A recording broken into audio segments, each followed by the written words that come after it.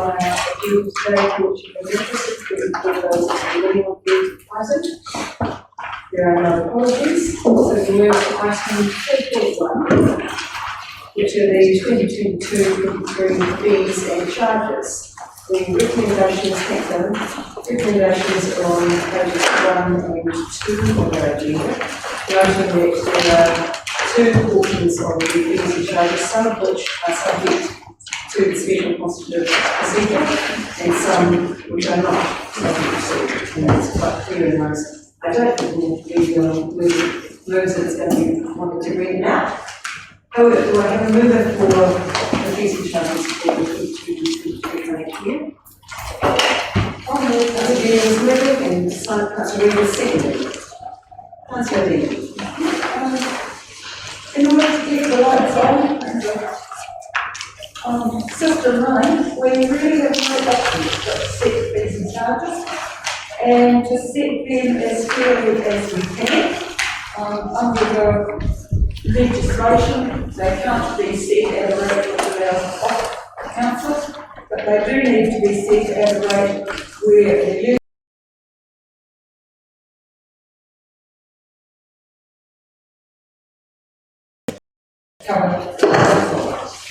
So, whether we like it or not, we have no option but to set fees and charges, and my review of the increase in this year appears to be as reasonable as we can achieve. Thank you. Councillor Dean, any discussion? Councillor Innes. Thank you, Bishop. I've raised it before, and that's one really accepting what Councillor Dean has outlined. I see that in terms of the RMA, in terms of pre-application meetings, there is an emphasis in that in terms of page 86, but I just would always stress that it's important for us to have early discussion on applications, and it's one that needs to be, I think, clearly outlined so that we can sort out any difficulties that there may be in terms of an RMA process that individuals and developers have to go through so that we can actually make it far more efficient both for those going through that process, but also for council staff involved as well. So the earlier we can have any issues sorted out, the better. And I'm hopeful that when we put information out in terms of fees and charges, that can be highlighted as well. Thank you.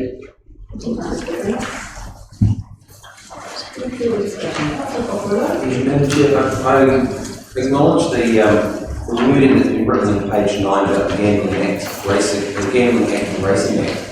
I am just a little bit concerned with the significant increase for the cost to be on page 44, where it jumps from 44, where it jumps from page $1,521 and then up to $3,115.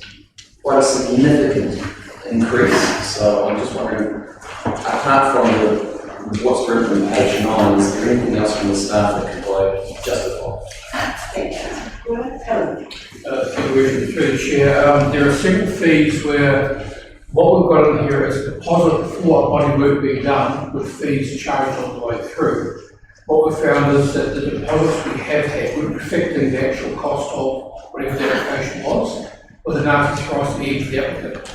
So by making the deposit closer to the actual cost we're not going to incur, it smooths the process out very quickly.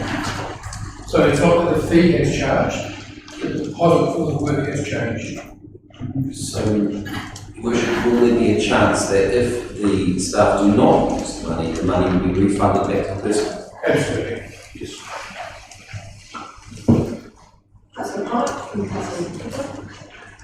Thank you. I've got two questions and I'd like to say something about a few things as well. The first question is on page 62, about the acreage and number 64, with the rubbish disposal on here, obviously with the new transfer stations and with the deep having a new waiver being formed in, why is there a $10 fee for public use of the waiverage?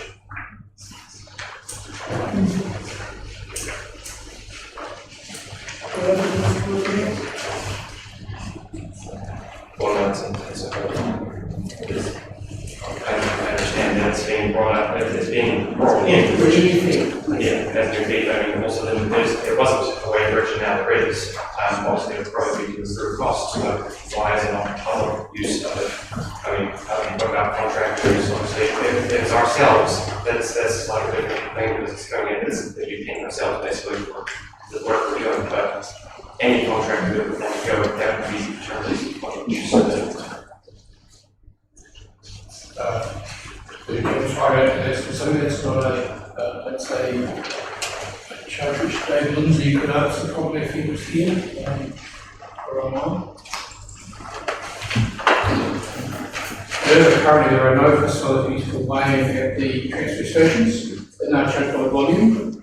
I expect that what that is that when people are querying the cost, they want to give you the way you can, that may save you money.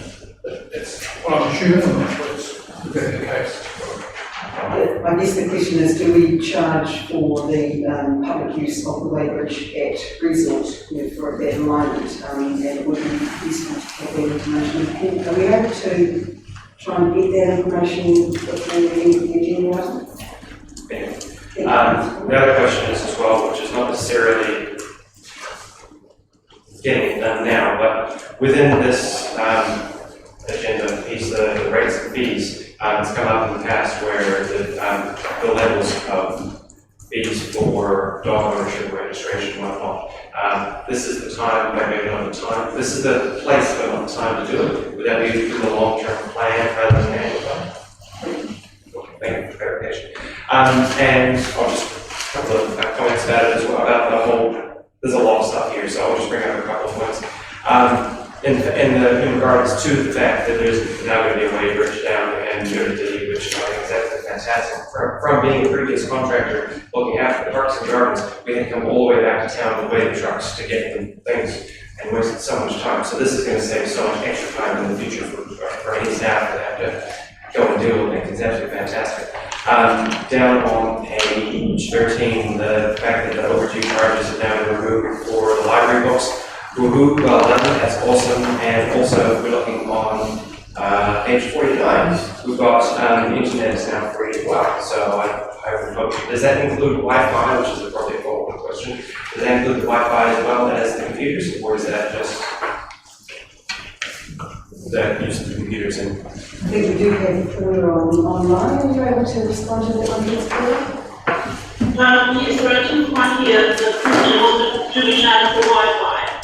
yes. And Wi-Fi is free as well. Awesome stuff. Fantastic. Thank you very much. Actually, sorry, just have one more question. In regards to the parks and higher charges and whatnot, the Butaki Park coming in and being a large space that is going to be intended for market use and other things too, will we need to have a specific designation within here in the future for Butaki Park, or is that coming in under all parks and reserves? I do know that there's quite a bit of work going on into looking at how Butaki Park will be aligned with the others, so I don't know if there's anybody in the room who can respond to that because it is so good. That's right. One of the other things that Councillor Bonner just because the rubbish disposal fees and charges are part of a concentrated process, it does give us the ability to respond to any feedback from the community around those things. Councillor Cooper. Thank you, Your Worship. I generally support what Councillor Deeming has said in supporting these fees. I have had a call from one of the people who live out in Green Bay asking if we could just have a little background to the page 25, the building fee for projects that are estimated value of 0 to 5,000, the fee is proposed to be 2,267. Could we just have a little background around that? Obviously, it's a very high proportion of the project, worry that the council has got that wrong, or is that right? Chair, start to answer. There are some fixed cost elements to charges which, regardless of project size, we incur. Duncan.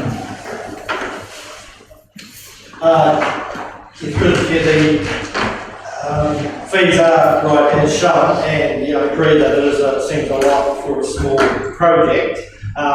In reality, there are very few projects that would come in under 5,000. It should be noted that fireplaces, which are a separate fee, and they are actually a low fee compared to everything else, which is subsidised for the very reason to encourage people to get fireplaces consented, as that's the high risk thing, obviously, if they're not done correctly. I think we're probably looking at about 2% of our applications would fall within that less than $5,000 mark, excluding fireplaces. Yes, you could look at changing that to be more in line with the value. It doesn't change the fact that there are still the same works involved. I would also point out that often with those low value jobs, there is the ability for people to go through an exemption process rather than a full building consent. And that's what forward plans on. So the designers probably should be using the exemption thing small. The test there is if it's likely to be built in accordance with the code and there's no risk to others. And just off the top of my head, it's probably things like maybe removing a structural wall in your house, and that obviously does need consent, but can be done by exemption, which we'd be happy to do, with backed up by the obviously engineer's statements.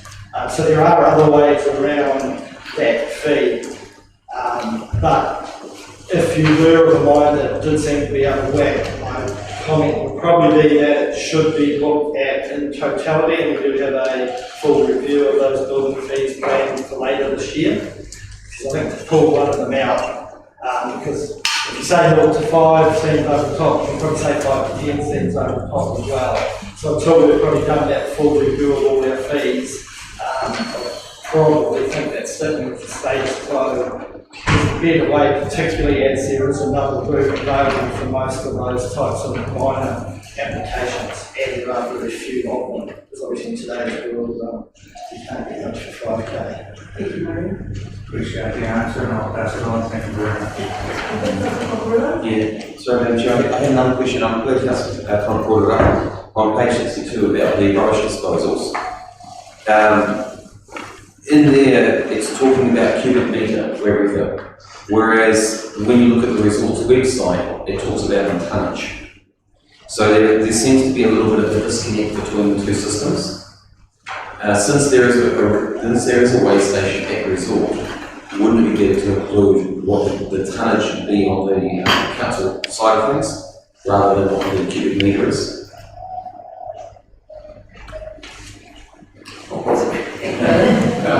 Through the chair, because there are no wayviews at transfer stations, there's no way of looking at what tonnage is.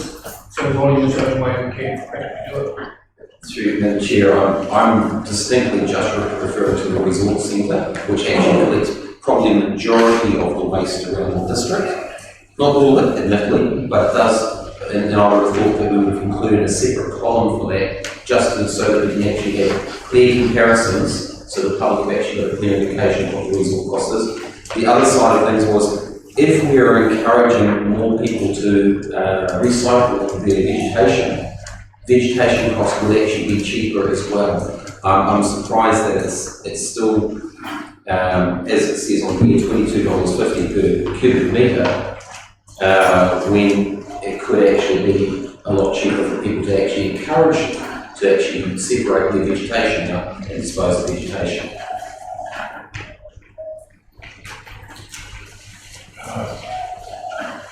Through the chair, there are some costs associated with dealing with green waste, and the discounted rate for 50% affects that.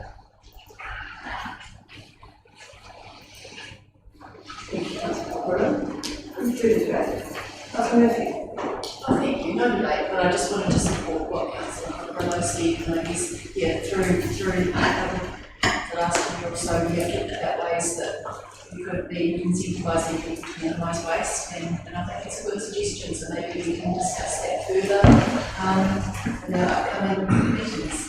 Thank you. Thank you. Just a couple of comments, particularly people who are listening. I'm really interested that the increase is the LGCI is only 2.4%. When you bear in mind that CPI at the moment is running at exactly what it was going 4.9 to 5.9%, so that's the consumer price index, but the local government index is running at only half that. So I think it's really important that people watching, I guess, or listening, realise that one, we're only cost recovering. We're not putting up, we're not increasing fees, we're managing in line with the inflation rate. And the other thing I just wanted to say when I look at the hourly rate of some of these staff, honestly, that people realise that the poor staff are not actually getting $200 an hour.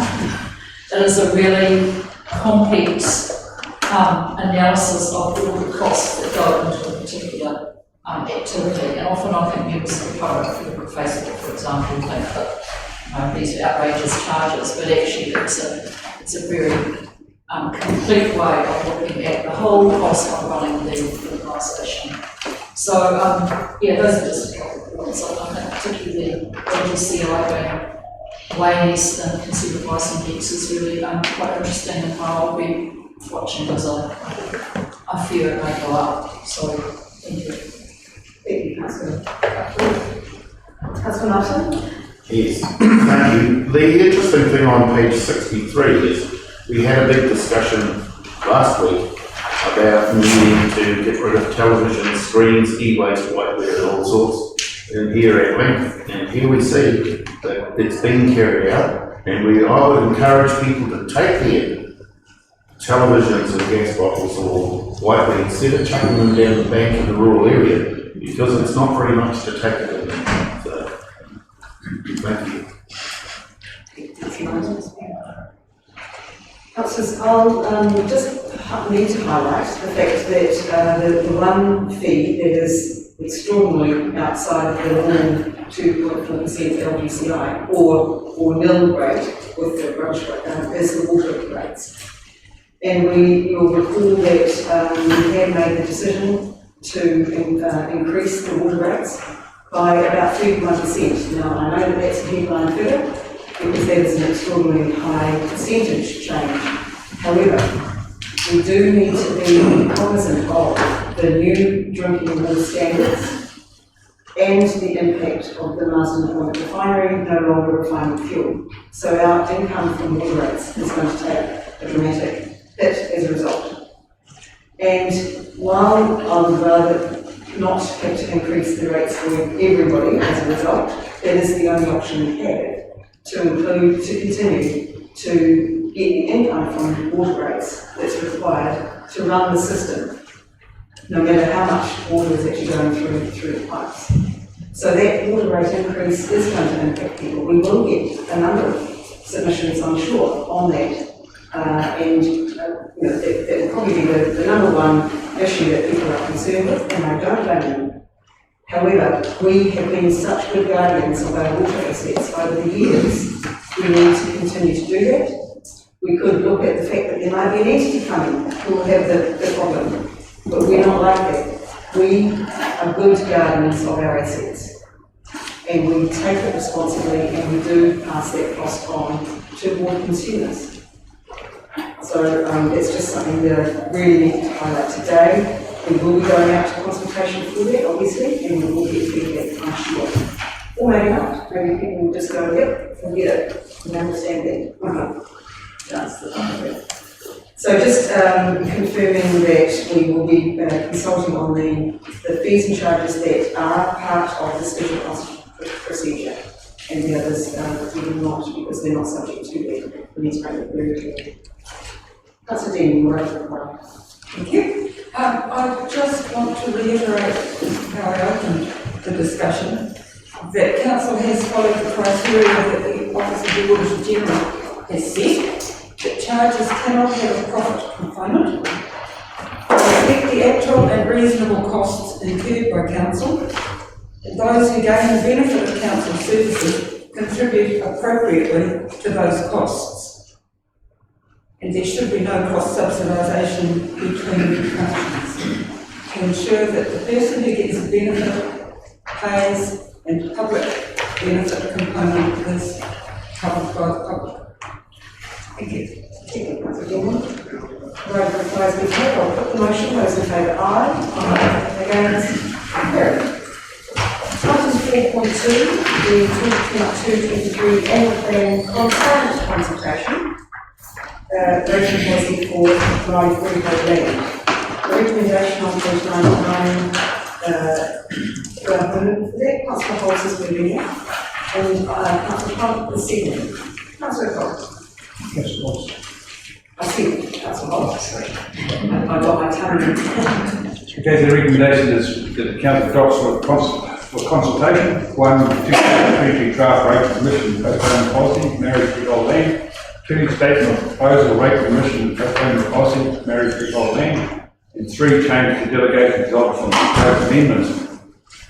As councillors, we've had a workshop on this, and we've seen a lot of the issues here, and it's this document that go to consultation, and we'll have a chance to get submissions in and review those submissions before making a decision. So it's good work in progress, and it's good to go out now so we can keep that. Thanks very much. Thank you, Councillor Holmes. Any further discussion? Just as I'll just. Yeah, I have a question. I beg your pardon, Councillor Martin. It used to be rates for emission on multiply owned Maori land. Is this going to be any Maori land, or is it still the multiply owned land? It's not a freehold land, but obviously we don't to do that. Yes, good. This is specifically for Whangarei freehold land. Hasn't changed anything regarding what we own.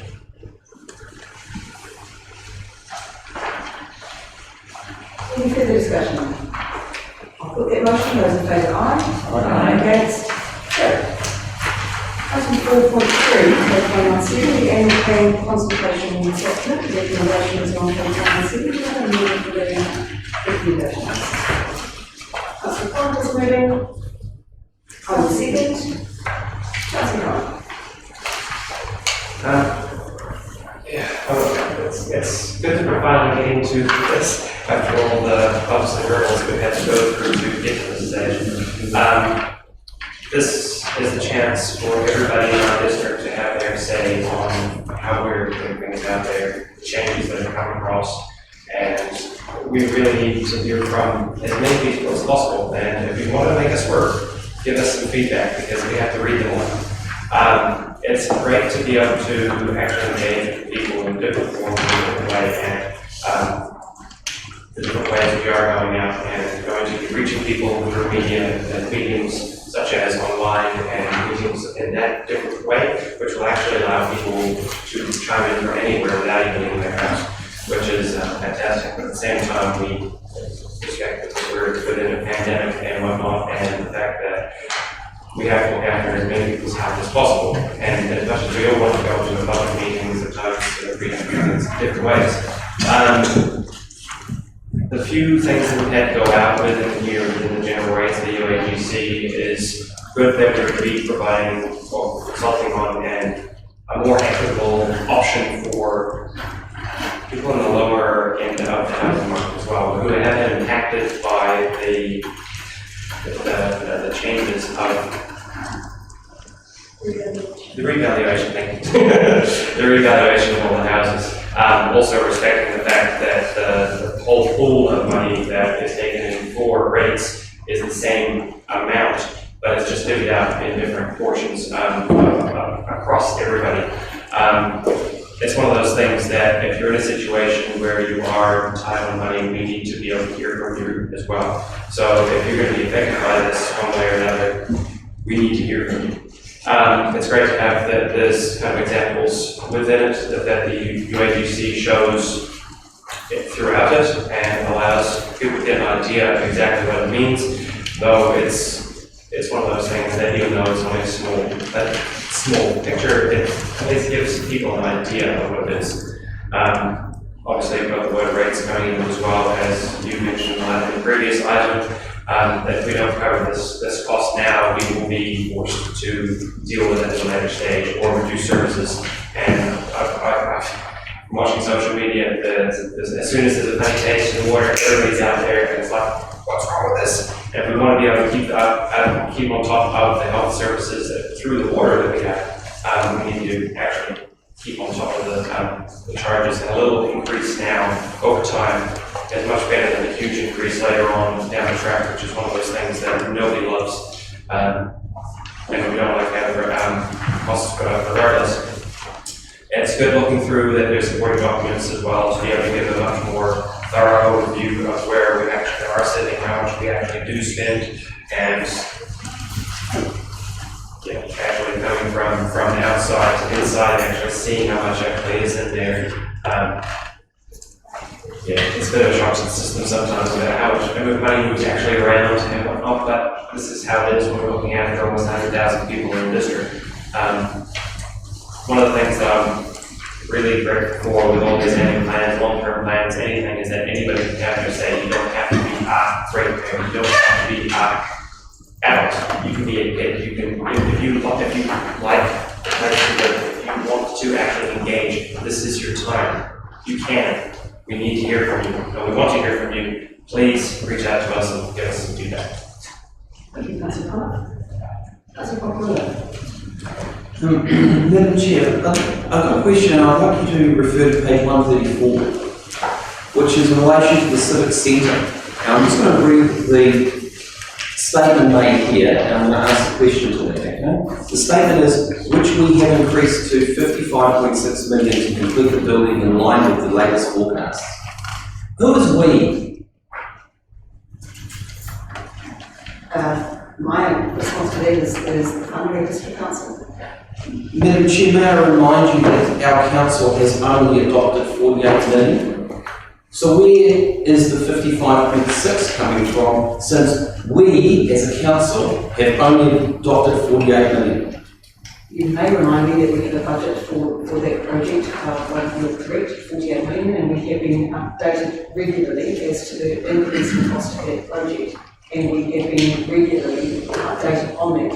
And the budget is a budget. A budget is what we thought, and we would have liked to have built our magnificent project for that price, but we have been regularly updated for the increase in cost and the justification for that, and the discipline that's going into ensuring that the project will come in at this revised forecast budget. Well, I appreciate your answer, Madam Chair. The fact of the matter is, as a council, we have only formally approved 48 million. While it states here that we have increased to 55, we as a council have only approved 48 million. So if we as a council are going out to the public, we should be making sure they are well aware of all the costs involved in this and why we are increasing it from 48 to 55. There is no mention of the increase from 48 to 55 in there. It just says that we have increased. We have not increased. As a council, we have only approved 48 million officially. We're in close alignment with this, Councillor Cockrell. You're absolutely right. Our budget is 48, and we've revised the budget and we've increased to 55.6. Madam Chair, we have not revised the budget. We have revised the budget.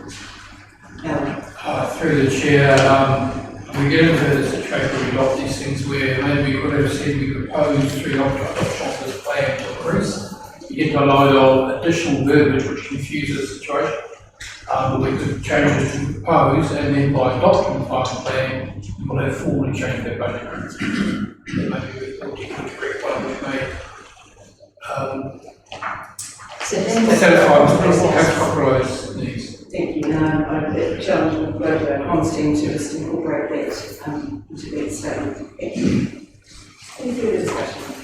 Yes. Councillor Hobbs. Yes, thank you, Richard. I'm just going to reinforce what Councillor Cockrell has brought up. it's been quite clear there's been a number of councils tried over the last few months to get an updated cement cost on the building. We're told we haven't got a final cost for the building, and yet we're still going and ad-libbing the increased cost. And I will say ad-libbing a little bit, because budget of 48 million, the CEO's delegated for any expenditure is only 3.4 million, or something around that figure. So there's no authority to go above 48 million unless you get a sign off from council. And I can understand some increases, I can understand that fully, but the point is, the process is very, we get reminded all the time from our financial team that we can't exceed certain amount because it triggers the significance policy, and it does anything over $4.4 million triggers our significant policy, and yet we're going along here and putting information out in the public, to my mind, should have been reinforced by a council resolution. Revised budget, Councillor Coccarello is right. We have not, as a council, revised the budget. There's no motion to support that idiot. You can update it as much as you like, and the price has gone up, but it's weird. Show me where council has approved that.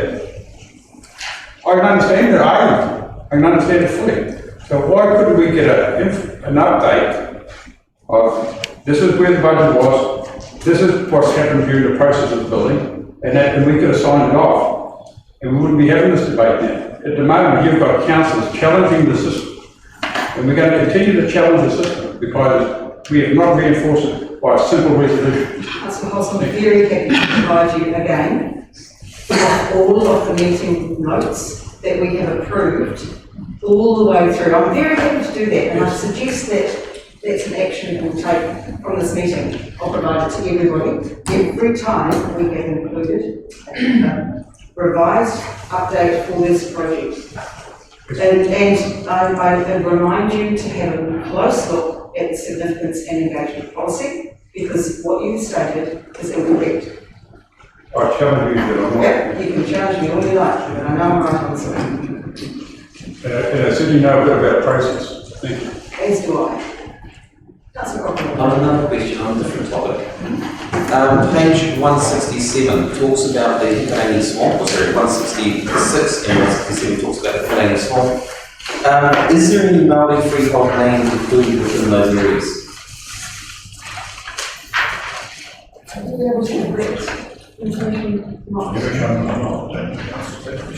That's a very specific question. It would be appreciated if you could ask that prior to the meeting. We could research it for you.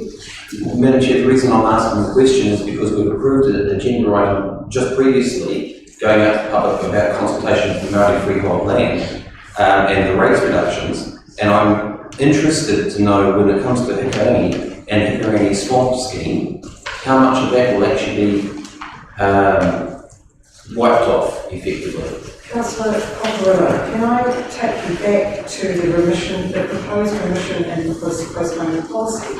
The criteria, the objectives of that policy has nothing to do with wiping out the rates. There are specific criteria for the potential for remission of rates on Māori freehold land.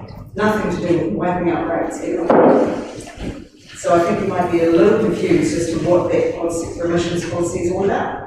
May I rephrase my question, Madam Chair? It's more in relation to if there is rates or emissions taken into place on Māori freehold land in this area, how has that been taken into account for the actual Whangarei swamp costs that will be increased?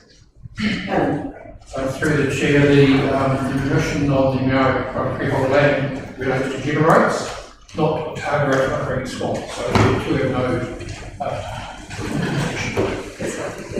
So just for clarification, that means that even if there's Māori freehold land, they will still have to be required to pay the Whangarei rates. Has that happened? Sorry? Has that happened in the past? I don't know whether there is any there, but if there is, then we can be paying the rates.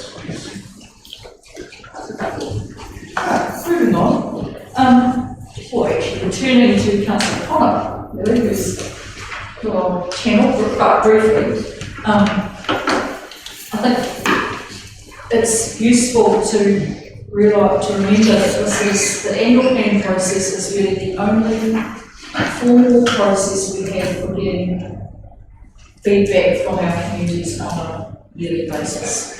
And while we're not required to consult formally, I think it's a really critical step in terms of sort of democratic decision making and public participation that we actually do encourage people, as Councillor Collins said, to have input into our annual plans. And while we are specifically asking people for feedback on 3 particular areas, I do think we need to be open to the possibility of getting some feedback on other issues, and the one in particular that I just want to alert councillors to, which they probably already know, is it's quite likely that we're going to get some feedback and submissions around the future use of Forum North and the development of the theatre project. And I know from my friend Councillor Hobbs over there, we obviously agree on many things, but on this particular project we will get closely, and I think it's fair to say we're going to get a strong submission from North Trust in particular around the money that we have in our budget for the theatre redevelopment project. So I'm just really alluding that as one example of a project where we will get feedback that's outside the specifics that we're asking for, and I think it's just really important that the annual plan process allows us to get that consultation feedback from communities. Maybe other things too, but I think the principle of having a process for annual feedback from our communities is important, and not one we should just gloss over.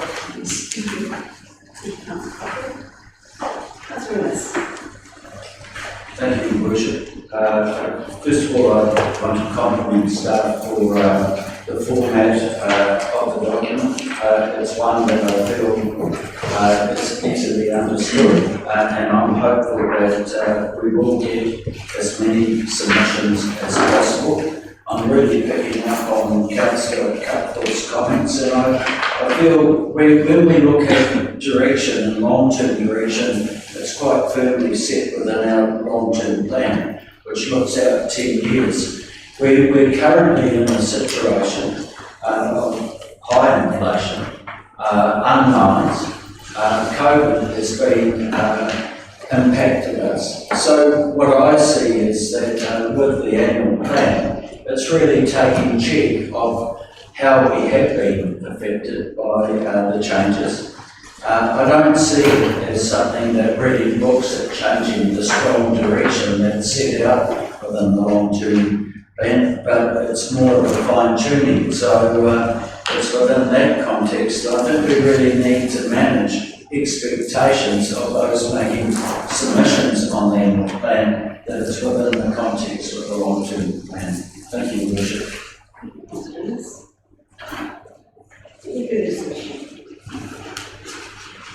So this will be my last annual plan, leading so it's kind of one of those things where you look at everything with the lens on, this is the last time I'll do this. So I agree with you, Councillor, I'm proud of the way that we're presenting the information and asking for feedback thank you, Councillor, I can see you now. Thank you. And the way we present information in a way that hopefully people will be able to comprehend and give us feedback on the thoughts for this particular financial year, 2022-23. And we are, as has been highlighted, asking for specific feedback on the proposed change to the informed annual general charge. And it is all about responding to the change that happened in the evaluations last year, where we know that our valuations have risen across the district, but disproportionately highly in the lower value properties, which have gone up significantly.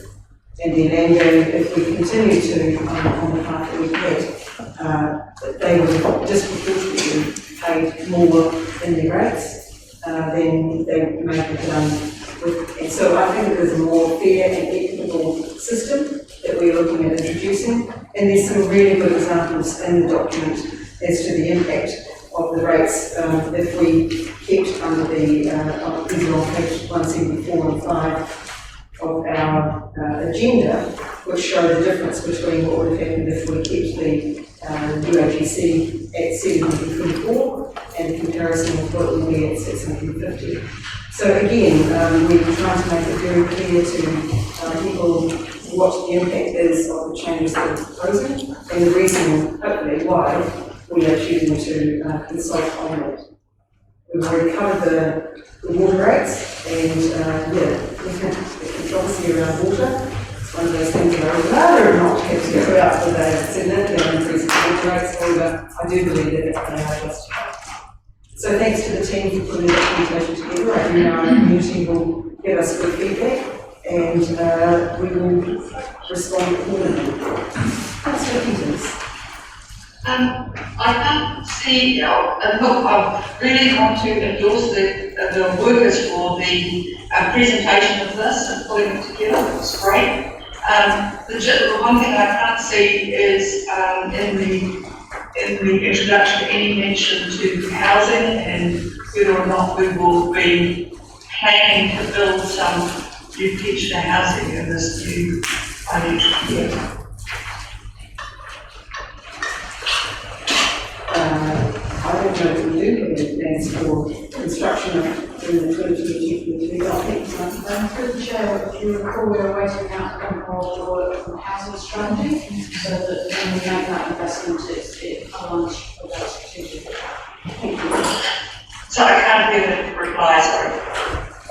The Simon just responded to say that the alignment with the housing strategy is need to look at from a strategic perspective, so we'll be waiting on the outcome of that strategy and how we can best invest in alignment with that. Should we then not be mentioning that?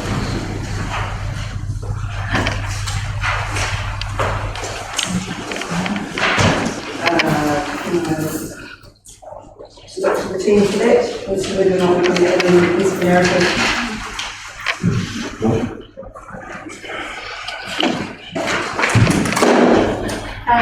Through the chair, I think we've been covered a few lines of Thank you, Jane. Carol, Jane has just said that we can add some narrative into the draft consultation document. Thank you very much, Jane. I do think that it will be of interest to people. And yeah. Thank you. What I've discovered from council, if it's not written, it's not done. Thank you, Councillor Peters. Councillor.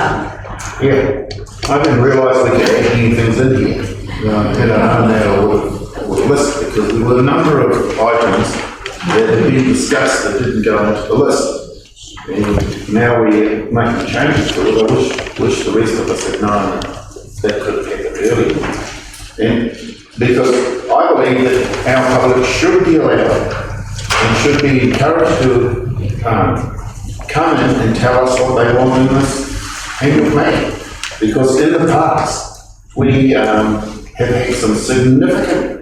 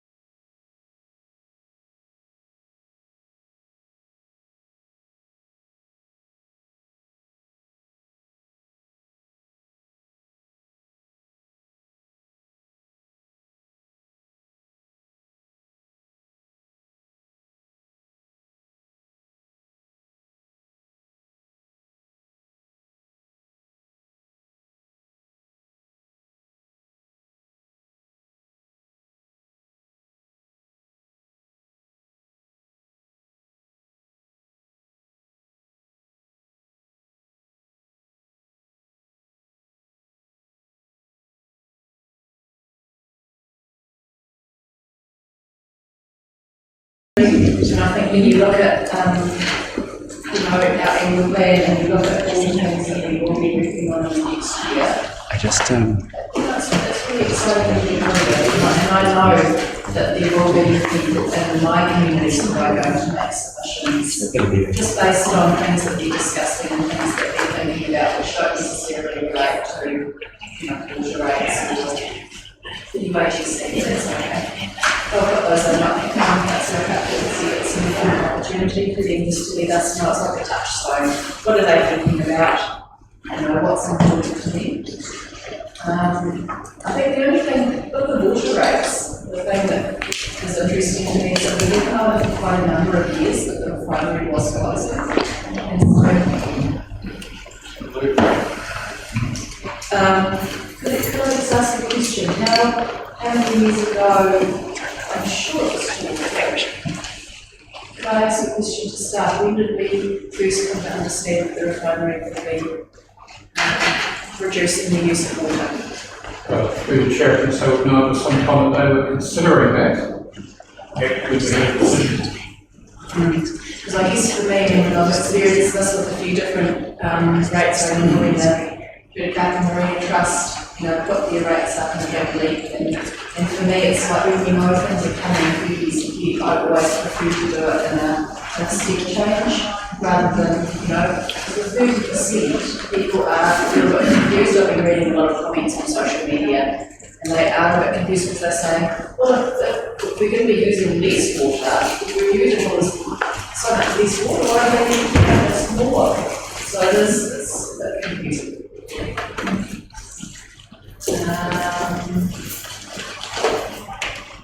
That's what I want to say. Thank you. I'll just respond about the New Zealand Refining Company. When we set our long-term plan, the current plan that we're in, there was discussion as to whether or not the refinery could change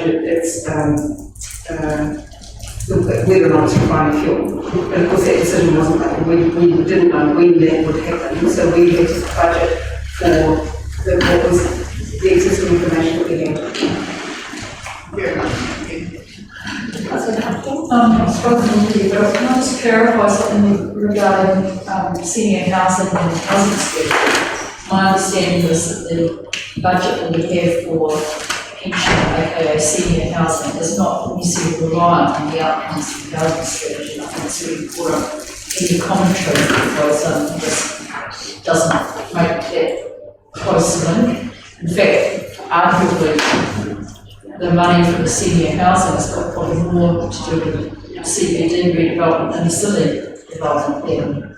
I think it's actually there's a good point to make. The $150,000 that we budgeted for the development of the strategy is what we had budgeted. We did not have any other capital funding for any other, and in hindsight, I think it's important that if we are able to make any amendments, and Councillor Martin, I pick up your point, that if we're going to bring a wish list, I think it would be better to stick with the consultation document and the narrative that we have, given that the housing strategy is, as has been pointed out, part of what we do.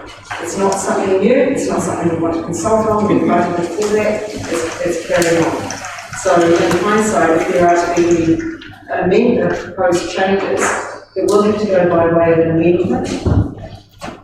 And I'm comfortable now that we've had that discussion, that the housing strategy is what we get budgeted for, and that's what we continue on with.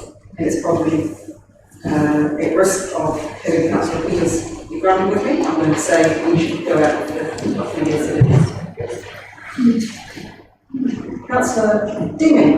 I haven't spoken yet, but I just want to speak to completely support what you have just said in the vision. Thanks. Any further discussion? Councillor Connell. Thank you. Yes, good discussion, especially considering this affects us all. The final point on the annual feedback form says, tell us what you think. Any further comments on key issues or other points raised in the consultation document? That's to basically have you saying on any of the points aside from the couple of issues we have raised.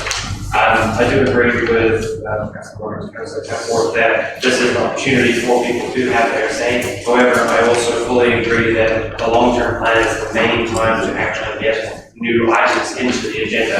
However, it's one of those things, if somebody tells us, we should probably at least listen to their feedback, because 3 years is a long time to wait to be able to properly have your say again.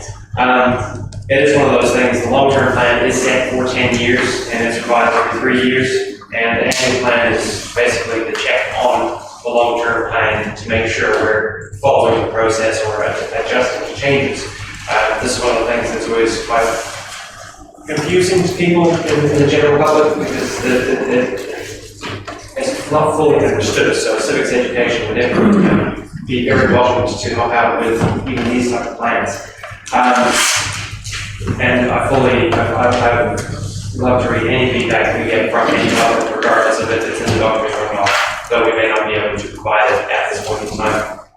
Everywhere, everybody has been affected by COVID costs as well, and in respect to the Civic Centre, we planned this, it started about 12 years ago or longer ago, and it's finally coming to fruition and coming along. The fact that there's 80% waste reduction from the stuff that they're actually dealing with to producing the building that is going to be much more maintenance friendly, as opposed to we're not going to have to keep updating the materials and whatnot. And it will actually be cheaper in the long run than if we cut costs now and dealt with it. And it's not like the water rates, I can have a larger cost later on down the track.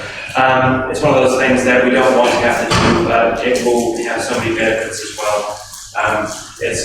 It's here, it's coming, and I'm really looking forward to the space outside. And walking through that space the other day, it's huge compared to what it used to be. There's now going to be a courtyard that actually will have space for people to congregate, have little mini events. The pathway through aligning to the shared path is going to be fantastic. It's one of those things that we have to do things as best as we possibly can, and we're at that stage. Everybody's faced with these costs, and go through. And we're looking forward to hearing your feedback, so please submit on your annual plan submissions on all the consultations we're going out, because there are different pieces, and we really do want to hear from you, so please give us your feedback. Councillors, I'll put the motion as a vote aye. Against? Carried. Item 4.4, the equal location of studies and communication.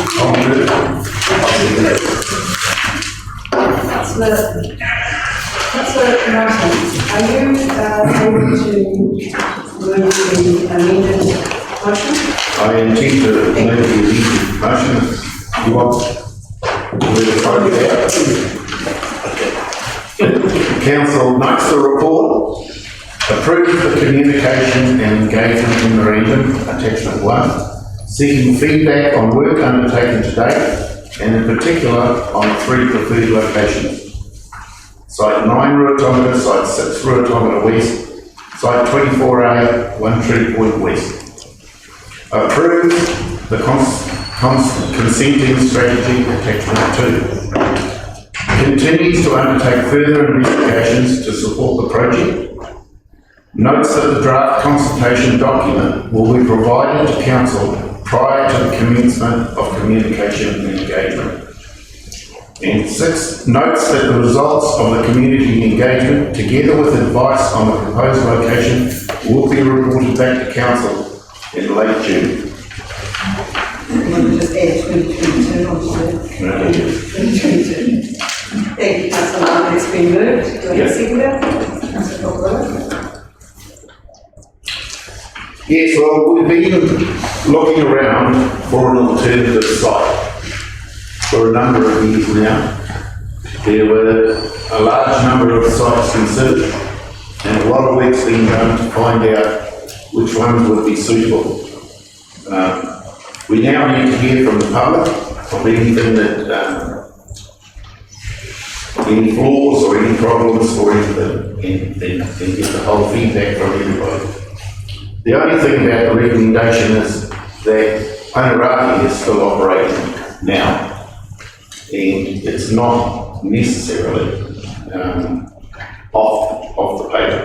Should all of these sites be found wanting, we'll need to continue, but what we want to achieve is a consented airport so that we're able to move when, if and when we have to. So it'll be really interesting to hear back from the public, and I hope we get good support. And Chair, I actually will totally support this, and I think it's really important that it does go to consultation, because there's been a lot of discussion amongst our community and a lot of hearsay, and with the recent advocate article and people that are in social media are all trying to have their say. I think the most important thing is right now is actually getting the public say officially. And the information that's there, if you look at page 216, where it talks about the background, there was in 2015, they had a shortlist of 27. And they were all gone through, and they brought back to this council, and we went through them again, and we the big thing is this is a set of 3 out of a possible of hundreds of sites which could possibly come close to meeting the civil aviation requirements. And I think that's really the important thing. There is not a lot of sites in Whangarei District which can actually meet those requirements. We have a very hilly, terrain area which has various different concerns and constraints, so we're limited to what we've got. So the 3 sites that are there, I think it's important that we do go to the public, we do get the consultation. I'm just a little concerned with the amount of consultation that they'll be going through at this present moment in time, whether it might be too much from anything. So on that, then Chair, I just would say I fully heartily support this.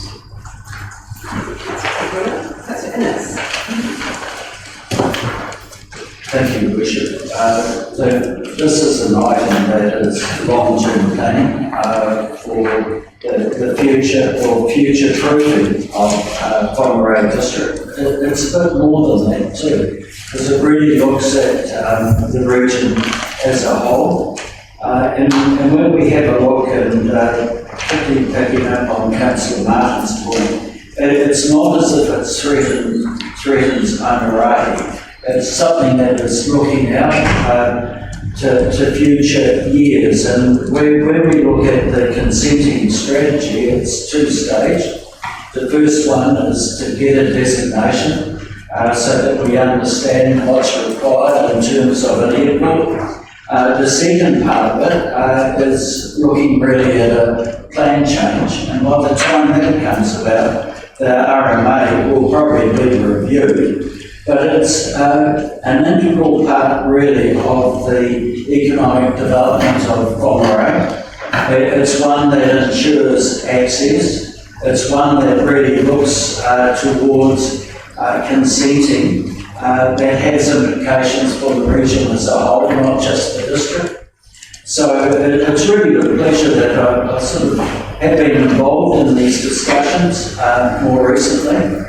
And it's one that I see that it future-proofs us. And often these aspects are hard to undertake because you get a certain amount of concern by those that may live in an area close to what could be proposed. But this consultation document will be one that is open, and I hope that will provide a lot of discussion.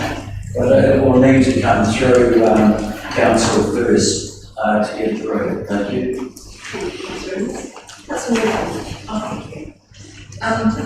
Yes, this is a massive project. I think it's really important. I think our communications staff have done an excellent job of putting the plan together. It's a two-way process. I think it's really important not only that we get feedback from communities, but also that the community has the opportunity to get some really good information about the process. So it's a two-way thing here.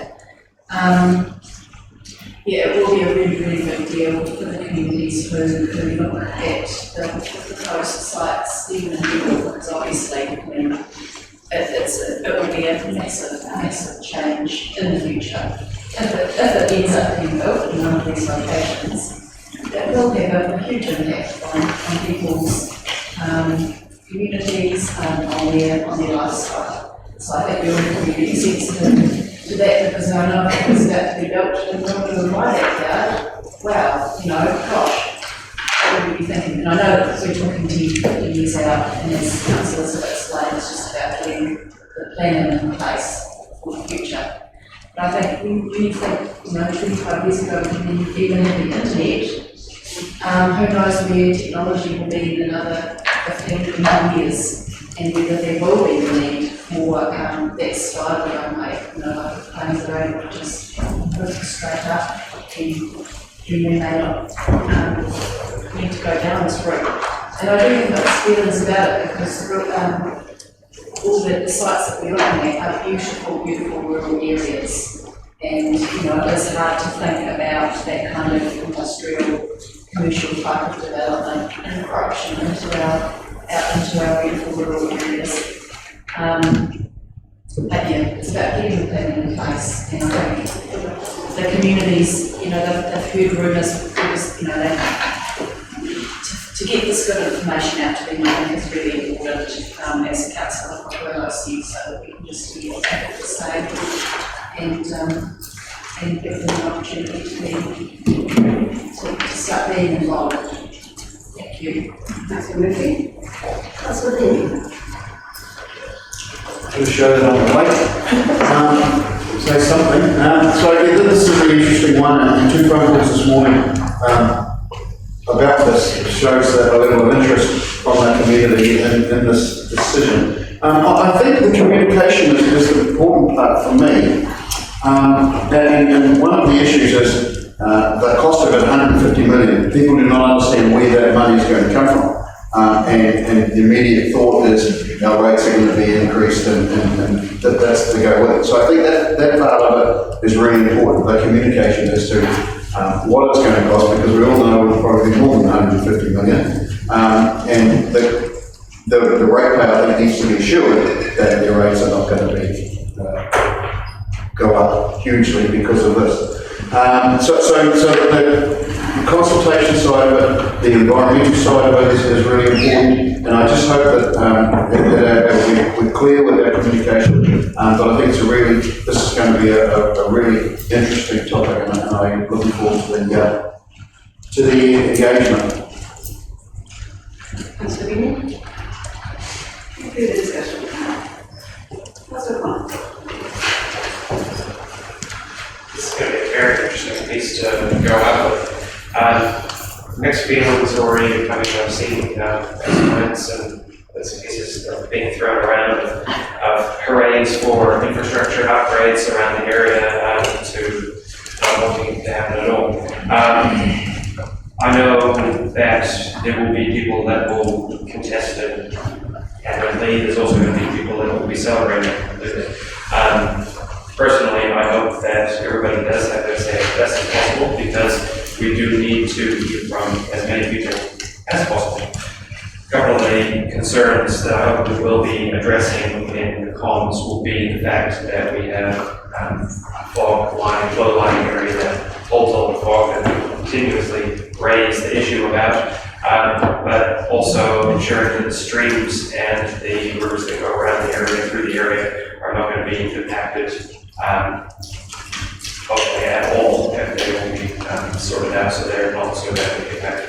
I also hope that we will be reaching out, I believe they would be engaged regardless, to the habitat of the area to engage with the people, because of any land that is around that space, and doing the right thing as best as possibly can through the consultation, through the whole process, and making sure we don't cut corners anywhere. So I'm looking forward to hearing back from the community on this consultation, and I hope that everybody does have their say, especially if there's in the area that is and will be affected by this.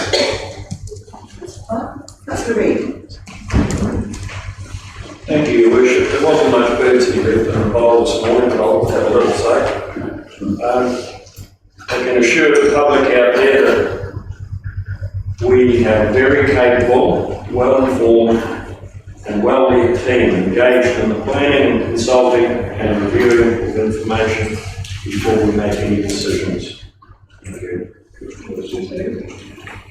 Councillor Dean? Thank you. I do want to speak particularly in support of the airport, not necessarily the location, because we have to find somewhere. And I just want the public to realise how in-depth the research and investigation has been into the sites that have been put forward as possibilities. And most of those have been hit on the head by the Civil Aviation Authority's safety issues and concerns. So a number that keep seeing pop up on social media have actually been considered. But the fact is, we do need a system. And if Whangarei in due course is not suitable, not acceptable, we can't possibly allow our district to not have an airport. Back to Shanks's pony in this day and age is just not acceptable. So to my way of thinking, this is just further logical, strategic thinking by council, the same as has ensured that our water supply dams are well in place, well future-proofed, everything apart possibly from some of our roading. We've been looking forward to our sewerage issues are well under control, and here is just another indication of council planning strategically for future needs.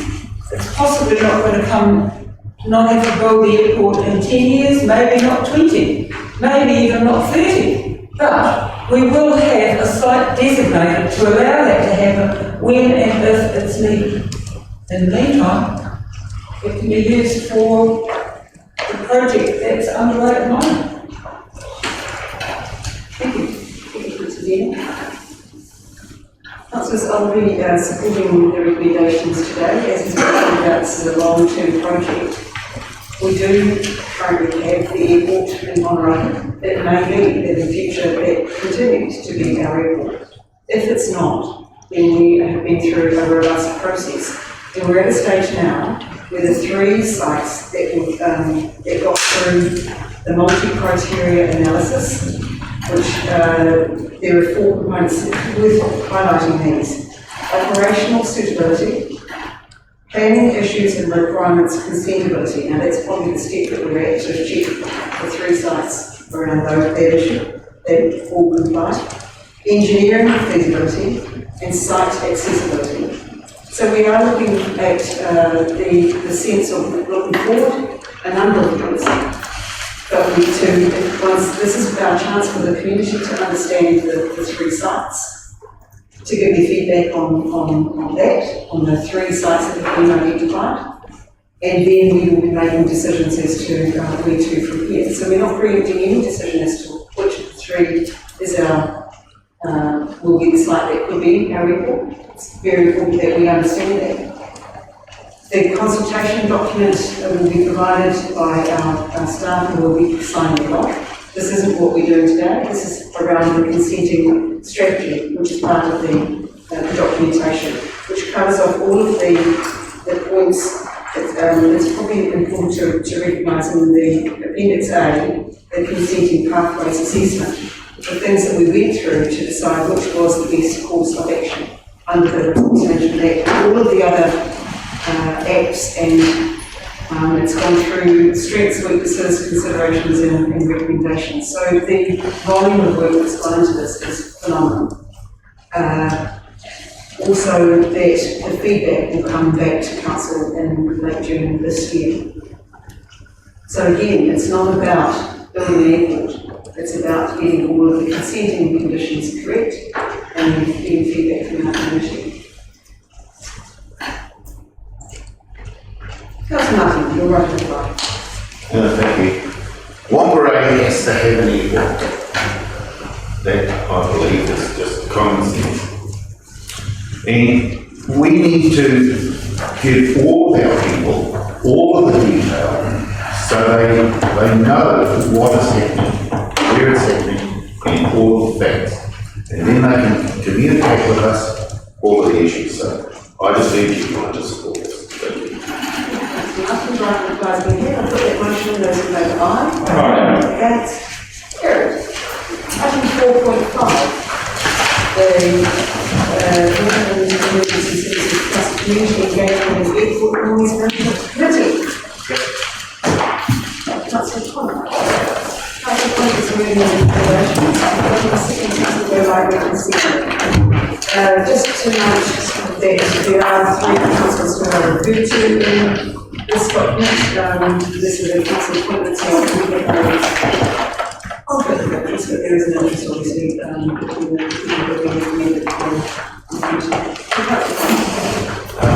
Thanks. As not one of the members who's been brought out, I want to push this forward, but also, because one of our needs to do my I've had a lot of contact recently from people in the community that have had issues with the decision that we made. I thought I'd put this forward. So the recommendation is that council notes the report, confirm the resolution at its meeting 11th November 2021, as per the minutes included in section 3 of this report, agrees that the establishment of the Airport Noise Management Committee for the 2019 to 2022 triennium, adopt the Airport Noise Management Committee in terms of reference, attachment 3, appoint your worship the mayor, councillors Tricia Craftworth and Phil Hulse as the committee members, appoints Councillor Phil Hulse as the chairperson of the Airport Noise Management Committee, and notes the terms of reference to be updated with the appointments, and notes the 3 community representative members will be brought on to in a future council meeting. Cool. Yes, since we went through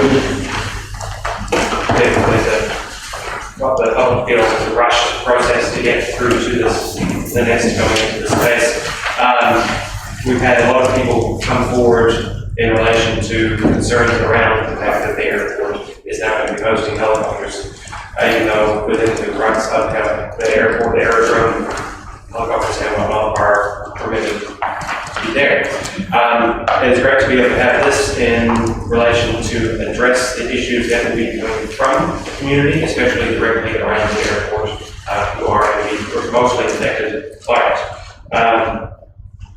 It's one of those things that we need to look after the community as best as we possibly can to ensure that they're not unduly affected, but also understand that the airport designation that we have, the zoning, is already there. And it probably shouldn't have been there with all the public around it, but this is what we are faced with, and this is what we're faced with. Very good discussion. That's a good one. I'm just going to say that, like Councillor Connor, communities are going to be affected, but any community is going to be affected when you've got,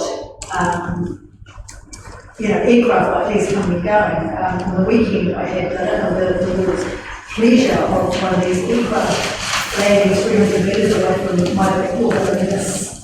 They're immense, and they are fabulous. But anyone living anywhere near the near site is going to be affected. But the airport is to me, it's the only location for them, so I totally support them with that.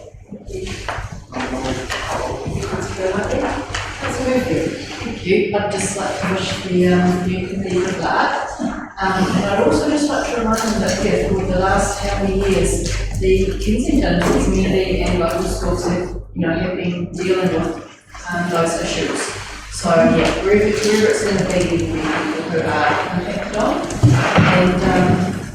And good luck to the committee, because I think it's really tricky actually, because I think the toughest thing as councillors we have to deal with are when local communities are really passionate about issues that are affecting them in their backyard. That's actually, we deal with some huge strategic issues, but actually the toughest ones are probably the ones just like the issue of something like air noise in their backyard. So, good luck. Good luck, any further discussion? Councillors, we will be calling for nominations for the 3 community members, and we'll be going through that process at the future council meeting. I'll put that motion as in favour, aye. Against? I think councillors, just in the extraordinary business, item 1.1 in our confidential section of the committee, the land use is not distributed within the administrative timeframe. And so a council resolution to consider that at today's meeting is required. Can I get somebody move that council consider item 1.1 named for today's meeting and inform the council of council's decision in a timely manner? Everyone is moving to council and moving the second. Those in favour, aye. Against? Carried. And can I now get somebody move us into the future? Councillor Ennis. Those in favour, aye. Against? Carried. Councillors, can I suggest that we give our media people a chance to take break from the front of the meeting?